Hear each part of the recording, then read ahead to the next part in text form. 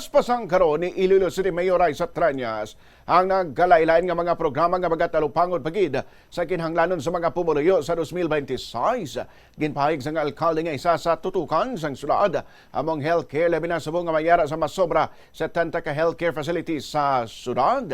Tinutuyo man nga mas pahapuson pa ang proseso sa paghatag sang pensyon sa ibang mga sektor ilabi na sa mga person with disability kag senior citizens.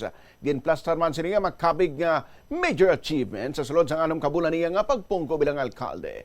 Ining mong ang mga awards nga nakuha sang syudad among napatindog ang mga public markets kag parami pa sa mga public plaza kag iban pa nga mga proyekto. Suno pa sa iya nga isa sa ginatanaw nga proyekto sa masunod nga tuig mo ang long-term solutions pangontra sa baha kung sa din ginatingawaan nga mangina Sponge City na ang syudad sa 2026. Ang Sponge City among strategic adoption sa nature-based solutions kag green infrastructure para sa flood management kag sustainability. Isa man kadako nga paghahatagan na tensyon ang pagplano sang disaster resilient infrastructures agud nga mas preparadong syudad kag mas malikawan ang dalag nga mga kalamidad. Dugang paniya nga tutukan man ang mga programa sa climate change, dugang housing program, roadmap action plan kay iban pa nga mga mapuslanon nga proyekto.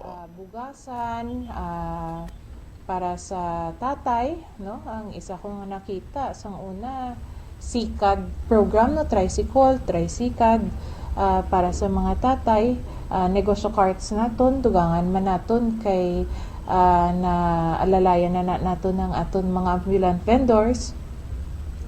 And also, we will be focusing sa aton pagid nga mga disaster resilient infrastructure. For next year, one of the priority senior citizens kag ang PWDs dugangan naton sang ila nga pension.